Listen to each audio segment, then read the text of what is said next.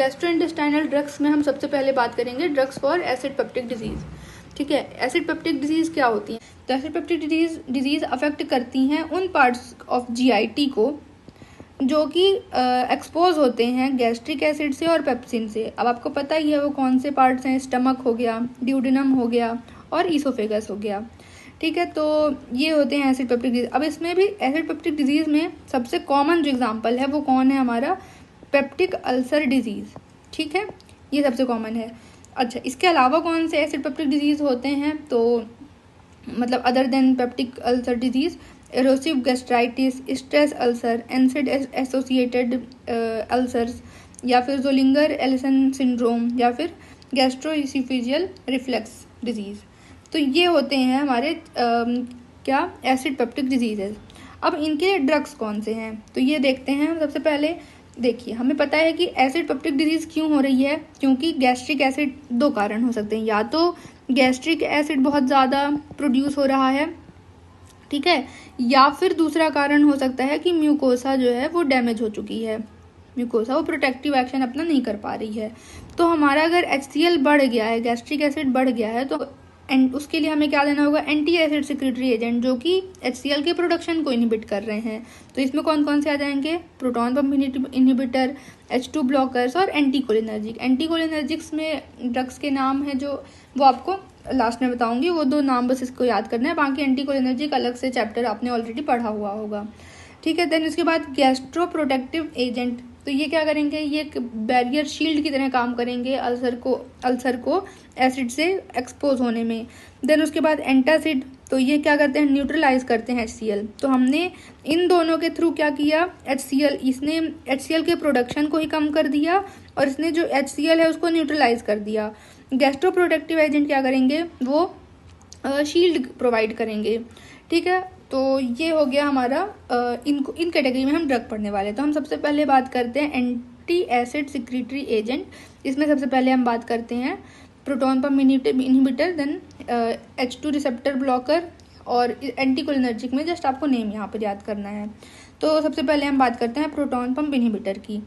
तो इसमें सबसे पहले आप मैकेनिज्म ऑफ एक्शन देखिए। क्या होता है कि जब हम प्रोटॉन पंप इनहिबिटर को ओरली इनटेक करते हैं तो वो एंटेरिक कोटिंग होती है उसमें, ताकि वो HCl से स्टमक में HCl अगर बिना कोटिंग के हमने प्रोटॉन पंप इनहिबिटर को इनटेक किया तो वो क्या होगा? स्टमक में ही क्या हो जाएंगे? डिग्रेड हो जाएंगे। तो इस कारण से हम क्या करते हैं? ओरल इनटेक करते हैं जिनमें होती है एंटेरिक कोटिंग। तो इसके कारण वो स्टमक बाईपास करके पहुँचते हैं स्मॉल इंटेस्टाइन में। अब स्मॉल इंटेस्टाइन में क्या होते हैं? एब्जॉर्ब हो जाते हैं। एब्जॉर्ब होने के बाद जाते हैं सिस्टेमिक सर्कुलेशन में, मतलब प्लाज्मा में, फिर प्लाज्मा से डिफ्यूज होकर आते हैं स्टमक में। मतलब आप समझ रहे हो, ये है स्टमक हमारा और ये स्मॉल इंटेस्टाइन। तो हमारे ड्रग्स यहाँ से एंटर किए, स्मॉल इंटेस्टाइन में आए, स्मॉल इंटेस्टाइन से ब्लड में एब्जॉर्ब हुए और ब्लड से वापस कहाँ गए? स्टमक की पैराइटल सेल्स पर गए, डिफ्यूज हो गए। ठीक है, पैराइटल सेल में आपको पता है क्या होता है? कैनालिक्यूलाई होते हैं। तो वहाँ पर होते हैं आपके प्रोटॉन पंप और वो सिक्रीट करते हैं HCl। उसका मैकेनिज्म आपने पढ़ा होगा फिजियो में।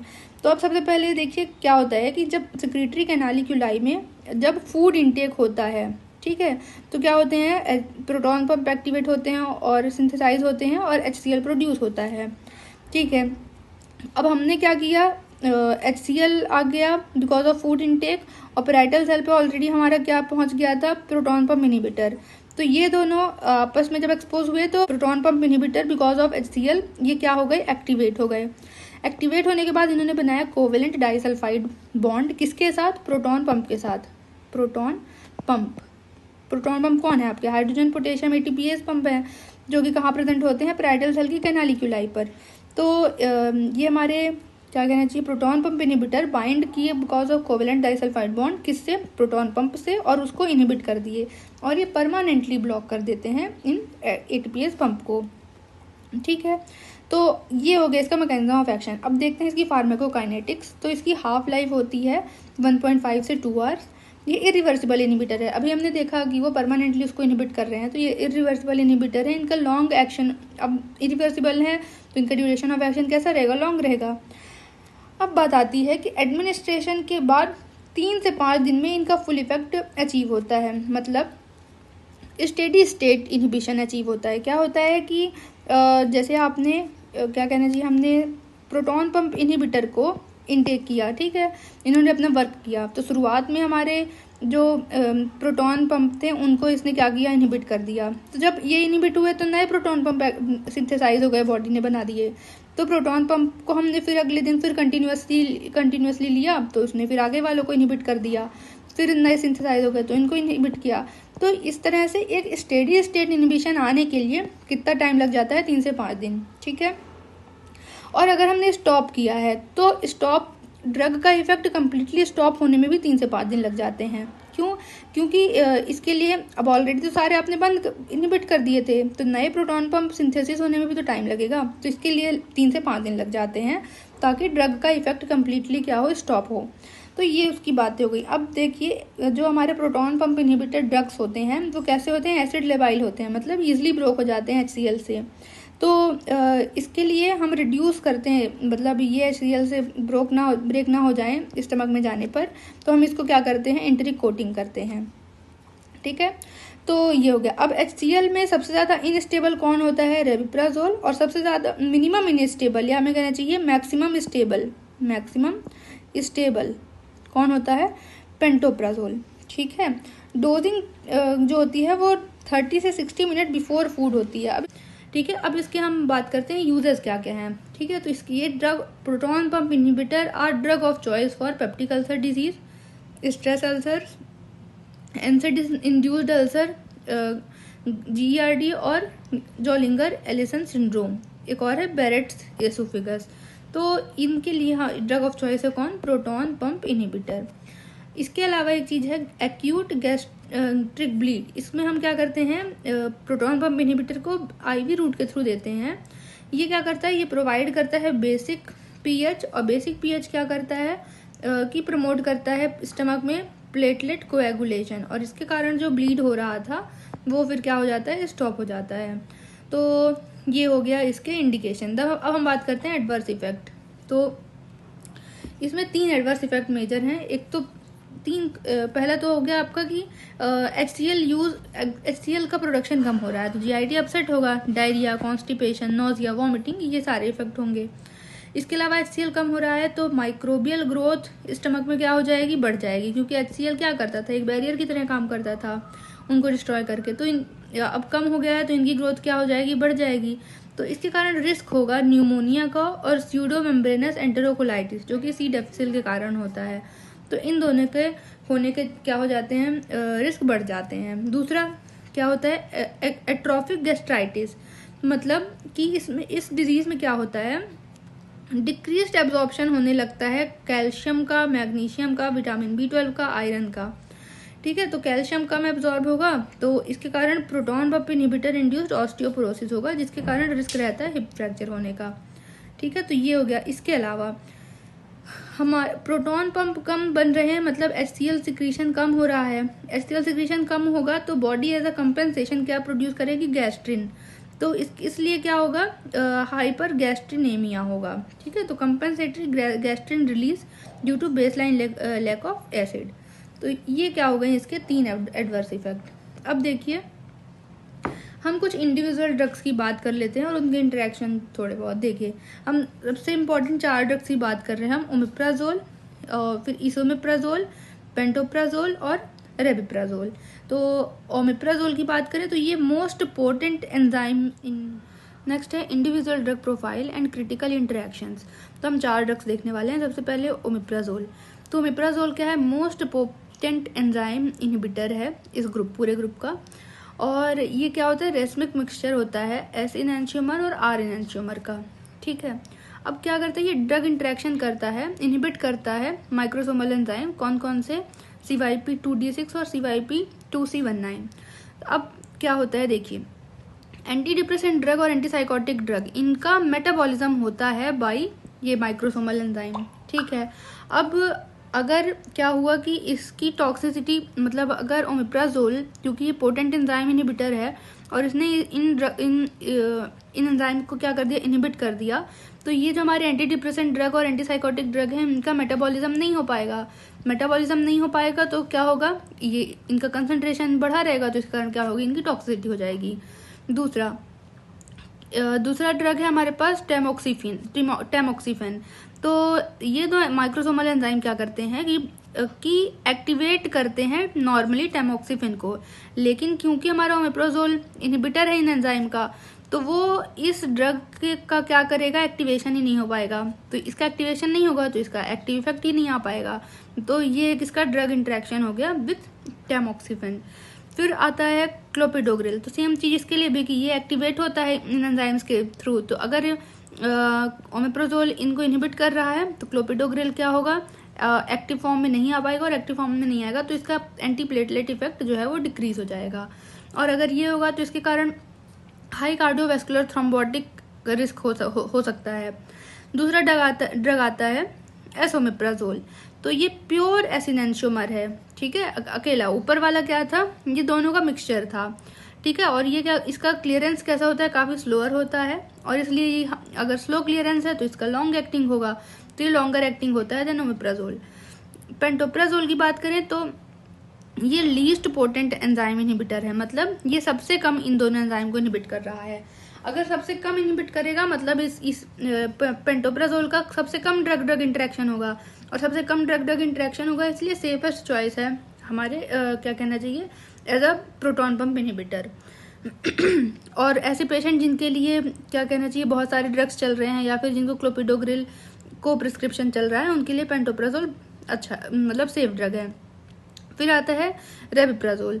तो ये लॉन्गेस्ट और fastest acting proton pump inhibitor है, clinically considered the most potent proton pump inhibitor for rapid acid suppression. तो ये इसके लिए कौन सा होता है, आर से आप याद रख लीजिएगा, रेबिप्राजोल, और आर से रैपिड एसिड सप्रेशन। तो ये हो गया हमारा प्रोटॉन पंप इनहिबिटर। एक बार आप देख लीजिए, हमने सबसे पहले बात किया था क्या होते हैं एसिड पेप्टिक डिजीज, और फिर उसमें हमने 3 कैटेगरी की बात की। उसमें हम एंटी एसिड सिक्रीटरी एजेंट पढ़ रहे थे, जिसमें हमने पढ़ लिया प्रोटॉन पंप इनहिबिटर। उसके हमने मैकेनिज्म ऑफ एक्शन की बात की, फार्माकोकाइनेटिक्स की बात करी, और क्या कहना चाहिए ड्रग ऑफ चॉइस किसके लिए, और एडवर्स इफेक्ट की बात करी, और ड्रग इंटरेक्शन। अब हम बात करते हैं H2 ब्लॉकर, हिस्टामिन ब्लॉकर। तो देखिए क्या होता है, जो पेराइटल सेल होती हैं उनमें क्या होते हैं, हिस्टामिन रिसेप्टर प्रेजेंट होते हैं, ठीक है। तो ये सपोज हिस्टामिन रिसेप्टर है, इसमें हिस्टामिन आकर एक्ट करेगा, और इसके कारण क्या होता था, HCl सिक्रीशन पेराइटल सेल से बढ़ जाता था। तो हम H2 रिसेप्टर क्या करते हैं, वो ब्लॉक करते हैं इस हमारे H2 रिसेप्टर को। H2 रिसेप्टर ब्लॉकर क्या करते हैं, ब्लॉक करते हैं रिसेप्टर को पेराइटल सेल में कॉम्पिटिटिवली। तो इस तरीके से HCl के सिक्रीशन को क्या करते हैं, इनहिबिट करते हैं, ठीक है। तो अब इसमें कौन से ड्रग्स हो जाएंगे, सिमेटिडीन, फार्मोटिडीन। तो सबसे पहले इंडिविजुअल ड्रग में हम सिमेटिडीन की बात करें तो ये लीस्ट पोटेंट होता है, ठीक है, शॉर्ट एक्टिंग होता है, और पोटेंट एंजाइम इनहिबिटर होता है, मतलब ये हाईली प्रोन है ड्रग इंटरेक्शन के लिए, ठीक है। तो ये एक सेफ चॉइस नहीं हुआ। फिर आता है रेनिटिडीन और निजाटिडीन। तो ये स्टैंडर्ड अल्टरनेटिव हैं जो कि एज अल्टरनेटिव यूज कर सकते हैं। फिर आता है फेमोटिडीन, ये मोस्ट पोटेंट है और लॉन्गेस्ट एक्टिंग वेरिएंट है, ठीक है। अब हम आ जाते हैं इसके यूजेस पर। तो क्लिनिकल यूजेस इसके सिमिलर हैं, किसके जैसे हैं, प्रोटॉन पंप इनहिबिटर के, जो हमने यूजेस ऊपर पढ़े थे, एक बार और आप देख लीजिए ये सारे यूजेस। तो यही सारे यूजेस किसके लिए भी हो जाएंगे, हमारे H2 रिसेप्टर ब्लॉकर के लिए। ये ड्रग ऑफ चॉइस होता है पर इनकी इफिशिएंसी लो होती है, ठीक है। अब ये ड्रग ऑफ चॉइस होता है इन prevention of post operative aspiration pneumonia. ये इंपॉर्टेंट है, मोस्ट इंपॉर्टेंट बात जो H2 रिसेप्टर ब्लॉकर के लिए है। ब्लॉक करता है ये acid secretion prior to general anaesthesia induction, ठीक है। अब आ जाइए नेक्स्ट बात करते हैं adverse effect and organ toxicity.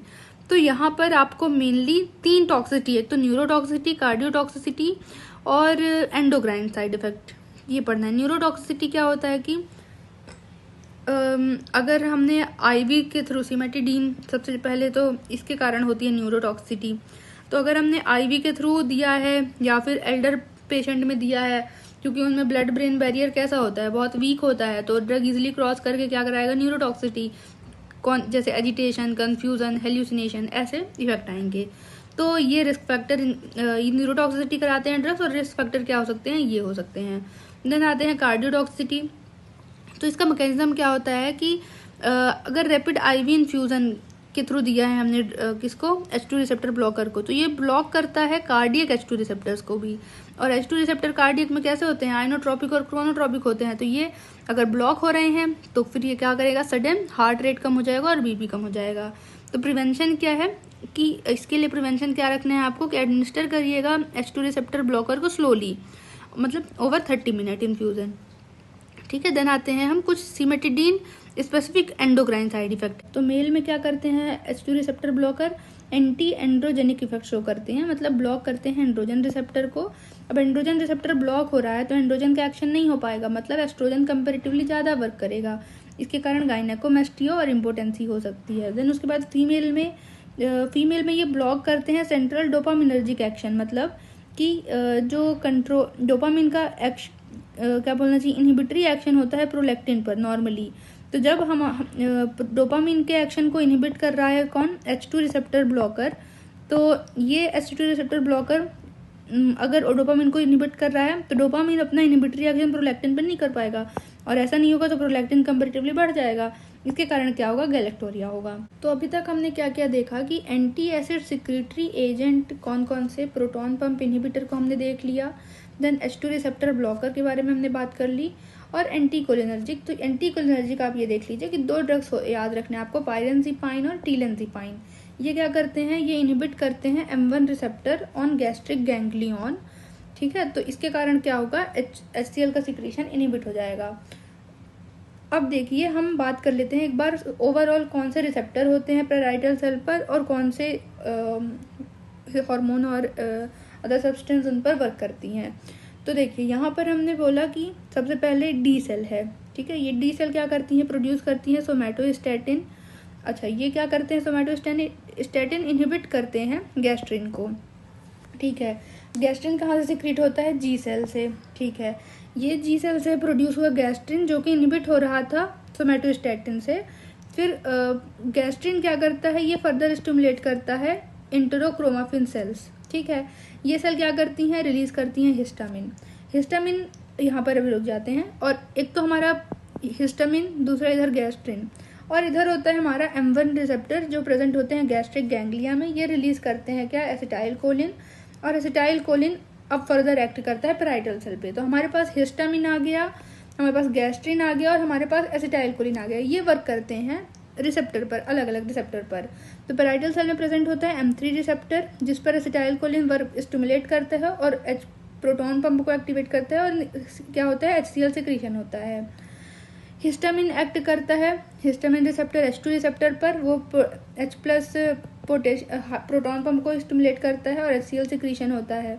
इस तरह से गैस्ट्रिन स्टिमुलेट करता है CCK2B रिसेप्टर को, और ये जो R लिखा है मैंने वो रिसेप्टर है शॉर्ट में। तो ये CCK2B रिसेप्टर को क्या करता है, स्टिमुलेट करता है। ये स्टिमुलेट करता है प्रोटॉन पंप को और इसके कारण HCl सिक्रीशन होता है। अब अगर हमने क्या किया कि हमने ड्रग्स दे दिए जो कि इसके इनहिबिटरी हो, जैसे कि हमने H2 रिसेप्टर ब्लॉक कर दिया तो वो इसको ब्लॉक कर देंगे, तो H+ का प्रोटॉन पंप वर्क नहीं करेगा और HCl सिक्रीशन नहीं हो पाएगा।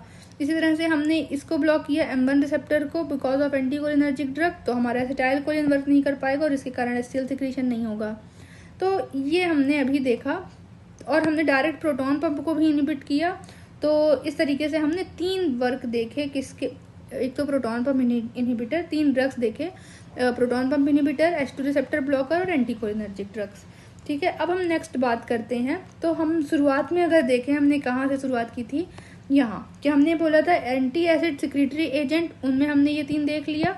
नेक्स्ट हम बात करेंगे गैस्ट्रो प्रोटेक्टिव एजेंट, मतलब हम स्टमक और इंटेस्टाइन इनको क्या कर रहे हैं, एक शील्ड प्रोवाइड कर रहे हैं, तो वो देखते हैं हम गैस्ट्रो प्रोटेक्टिव एजेंट। तो इसमें आपको मेन 3 हम ड्रग्स की बात करने वाले हैं, मिसोप्रोस्टॉल और सुक्रालफेट और इसके अलावा बिस्मथ कंपाउंड। मिसोप्रोस्टॉल, सुक्रालफेट और बिस्मथ कंपाउंड, ये तीनों को हम पढ़ने वाले हैं गैस्ट्रोप्रोटेक्टिव एजेंट्स में। सबसे पहले इनका देखते हैं मैकेनिज्म ऑफ एक्शन क्या होता है। तो मिसोप्रोस्टॉल प्रोस्टाग्लैंडिन या PGE1 का क्या है, एनालॉग है, स्टिमुलेट करता है। ये EP receptor, EP1 receptor, EP2 receptor, EP3 receptor, ये कहाँ प्रेजेंट होते हैं, EP3 मेनली प्रेजेंट होता है स्टमक में। तो जब ये प्रोस्टाग्लैंडिन का एनालॉग है, तो ये स्टिमुलेट करता है हीपी रिसेप्टर को, जिसके कारण HCl का प्रोडक्शन क्या हो जाता है, डिक्रीज हो जाता है, और म्यूसिन और बाइकार्बोनेट का प्रोडक्शन क्या हो जाता है, इंक्रीज हो जाता है। स्मॉल इफेक्ट इसका EP1 और EP2 में भी होता है। ठीक है, तो ये इसका मैकेनिज्म ऑफ एक्शन हो गया HCl को डिक्रीज करने का और म्यूसिन और बाइकार्बोनेट को कंपेरेटिवली बढ़ा देने का। ठीक है, देन उसके बाद इसके यूजर्स क्या है, तो एनसेड इंड्यूस्ड अल्सर में यूज करते हैं। उसमें डोज क्या होता है, 200 mcg 4 टाइम्स इन डे, और ये सबसे ज़्यादा स्पेसिफिक ड्रग है। फिर भी हम यूज़ किसका करते हैं, प्रोटॉन पंप इनहिबिटर ही हमारे ड्रग ऑफ चॉइस है, भले हम ये बहुत पहले से यूज़ किया जा रहा है। साइड इफ़ेक्ट्स की बात करें तो एब्डोमिनल क्रैम्प कॉज कराता है, क्योंकि क्या बोलना चाहिए, कॉन्ट्रैक्टिलिटी बढ़ा देता है, मोटिलिटी बढ़ा देता है इंटेस्टाइन की, और डायरिया कराता है। ठीक है, और कॉन्ट्रा इंडिकेटेड है इन्फ्लेमेटरी बोवल डिजीज में। क्यों, क्योंकि ये इन्फ्लेमेटरी बोवल डिजीज में है ऑलरेडी पर्सन को, और उसमें भी ये एब्डोमिनल क्रैम्प और डायरिया करा देगा, तो और प्रॉब्लम हो जाएगी। इसलिए ये in disease, inflammatory bowel disease में क्या रहता है, कॉन्ट्रा इंडिकेटेड रहता है। देन हम बात करते हैं सुक्रालफेट की, तो ये इसमें कंपोजिशन क्या क्या होती है, तो एक तो ऑक्टासल्फेट ऑफ सुक्रास होता है और एल्यूमिनियम होता है। ये वर्क कैसे करता है, तो ये क्या करता है, HCl के कारण एक मतलब क्रॉस चेन बनाता है, जो कि पॉलीमराइज होकर एक थिक विस्कस पेस्ट बना लेता है, जो कि शील्ड करता है अल्सर को। ठीक है, तो पॉलीमराइजेशन करके, क्रॉस लिंकिंग करके इसने क्या बनाया, थिक विस्कस पेस्ट बनाया, जो कि शील्ड करता है अल्सर को। ठीक है, ये इसका मैकेनिज्म ऑफ एक्शन हो गया। तो ये हो गया। देन यूजेस की बात करें तो पेप्टिक अल्सर डिजीज में कर ही रहा है, यूज हो ही रहा है।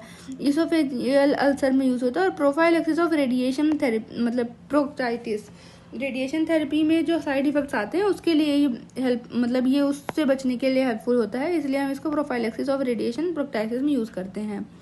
देन उसके बाद साइड इफेक्ट में आता है, तो बात करें तो हाइपोफॉस्फेटेमिया। क्यों, क्योंकि सुक्रालफेट बाइंड कर लेता है PO4 को, और इसके कारण मतलब फॉस्फेट आयन को, और इसके कारण फॉस्फेट आयन अब्जॉर्ब नहीं हो पाता है, तो इसके कारण क्या होता है, हाइपोफॉस्फेटेमिया।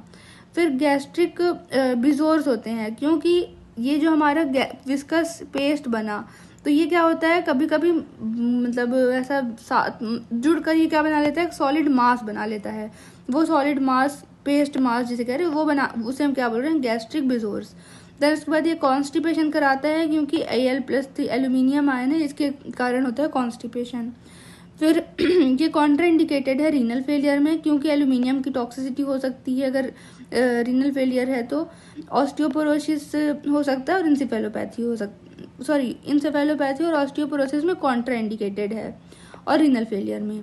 तो ये हमने बात करी सुक्रालफेट। थर्ड है बिस्मथ कंपाउंड, तो ये क्या है, कवर कर लेते हैं अल्सर के बेस को फिजिकली, बिस्मथ कंपाउंड ऐसा करते हैं, और ये इंड्यूस करते हैं लोकलाइज्ड म्यूसिन और बाइकार्बोनेट का सिंथेसिस। ठीक है, तो ये दो हो गई, ये इसका मैकेनिज्म ऑफ एक्शन। साथ में इसका डायरेक्ट एंटी बैक्टीरियल इफेक्ट भी होता है H. पाइलोरी में, तो इसीलिए हम इसको एंटी बैक्टीरियल इफेक्ट का H. पाइलोरी में यूज करते हैं।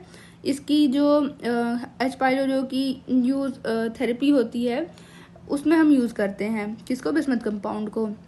इसके अलावा कौन से यूजेस हैं, एक तो पेप्टिक अल्सर डिजीज है, ट्रेवलर्स डायरिया में भी यूज करते हैं, और H. पाइलोरी की जो ट्रिपल थेरेपी और क्वाड्रपल थेरेपी है, उस पर हम यूज करते हैं बिस्मथ कंपाउंड को। देन उसके बाद हम बात करते हैं साइड इफेक्ट्स की, तो ब्लैकिश डिस्कलरेशन होता है टंग का।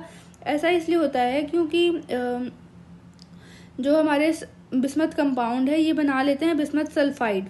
ठीक है, और वो टंग में और स्टूल में क्या होते हैं, बाइंड मतलब आ जाते हैं, जिसके कारण उसका ब्लैकिश डिस्कलरेशन दिखाई देता है। हालांकि ये हार्मफुल नहीं होता है, फिर भी पेशेंट डर तो जाते ही हैं, पर ये हार्मफुल नहीं होता। दूसरा है बिस्मथ सबसिट्रेट, तो इसके कारण क्या होता है, न्यूरोटॉक्सिसिटी। ये बिस्मथ कंपाउंड का ये कंपाउंड है, इसके कारण न्यूरोटॉक्सिसिटी होती है। कॉन्ट्राइंडिकेशन की बात करें तो बिस्मथ सबसैलिसिलेट कॉन्ट्राइंडिकेटेड होता है चिल्ड्रन विथ फीवर, और स्पेशली उनमें जिनमें रेयर डिजीज सिंड्रोम होते हैं। अब ये क्या होते हैं कि वायरल वो चिल्ड्रंस या टीनेजर जो रिकवर कर रहे होते हैं वायरल इन्फेक्शन से, उनको और वो एस्पिरिन उससे मतलब टेकिंग उनका एसोसिएटेड हो, मतलब फीवर भी है उनको तो एस्पिरिन ले रहे होंगे, तो उससे एसोसिएटेड हो, तो उनमें लाइफ थ्रेटनिंग एक कंडीशन होती है, जिसके कारण ब्रेन स्वेलिंग हो जाता है और लीवर डैमेज हो जाता है, तो हम इसे बोलते हैं रेयर सिंड्रोम्स। तो इन पेशेंट में बिस्मथ कंपाउंड क्या होते हैं, कॉन्ट्राइंडिकेटेड होते हैं। ये सबसे इम्पोर्टेंट है इसके लिए, ठीक है। अब सुक्रालफेट के एडमिनिस्ट्रेशन में थोड़ा आपको कुछ बातें ध्यान रखनी है, उनके टाइमिंग की हम वो बात कर लेते हैं। सबसे पहले फूड इनटेक। तो सुक्रालफेट अगर हम खा रहे हैं तो या तो आप उसे 30 से 1 आवर इतना फूड इनटेक के इतना टाइम पहले सुक्रालफेट को खा लीजिए, या फिर अगर आपने खाना खा लिया है तो उसके बाद 2 घंटे के गैप के बाद ही खाना सुक्रालफेट का खाइए, ताकि उसका एम्प्टी स्टमक रहे। देन उसके बाद अदर ड्रग्स के साथ अगर हम सुक्रालफेट को ले रहे हैं तो हर उन ड्रग्स के बीच में 1 घंटे का गैप होना चाहिए, क्योंकि सुक्रालफेट क्या कर रहा है, एक विस्कस शील्ड बना रहा है, तो अदर ड्रग्स क्या हो जाएंगे, इसमें ट्रैप हो जाएंगे। इसलिए इन ड्रग्स के बीच में टाइमिंग का ध्यान रखना है। एंटासिड के लिए एक स्पेसिफिक बात है कि एंटासिड क्या करता है, न्यूट्रलाइज करता है। अभी हम आगे देखेंगे, ये न्यूट्रलाइज करता है HCl को। तो और सुक्रालफेट को पॉलीमराइज होने के लिए क्या चाहिए, एसिड चाहिए। तो एक तरह से एंटासिड इनहिबिट कर देता है इसके पॉलीमराइजेशन को, इसलिए हमें इन्हें को एडमिनिस्टर नहीं करना चाहिए।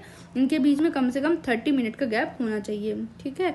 अब हम बात करते हैं एंटासिड और एड ऑन एजेंट्स। तो एंटासिड में क्या कंपोजिशन होती है, इसमें मैग्नीशियम सॉल्ट होता है और एल्यूमिनियम सॉल्ट होता है, ठीक है। ये क्या करते हैं, न्यूट्रलाइज करते हैं HCl को। अब इन दोनों का कॉम्बिनेशन क्यों लिया गया, क्योंकि मैग्नीशियम सॉल्ट क्या कराते हैं, ऑस्मोटिक डायरिया। वहीं एल्यूमिनियम सॉल्ट क्या कराते हैं, ये कराते हैं कॉन्स्टिपेशन। क्यों, क्योंकि ये रिलैक्स कर देते हैं गैस्ट्रिक स्मूथ मसल को। अब हमने क्या किया कि इनके कॉम्बिनेशन को दिया, ताकि जो इनका साइड इफेक्ट है, मतलब डायरिया और कॉन्स्टिपेशन एल्यूमिनियम का और मैग्नीशियम का डायरिया, तो ये दोनों आपस में क्या कर लें, एक दूसरे को कैंसिल आउट कर दें, ताकि हमें नेट इफेक्ट क्या मिले, न्यूट्रलाइजेशन ऑफ HCl, ठीक है, फॉर्मूला। देन हम बात करते हैं क्लिनिकल इंडिकेशन की।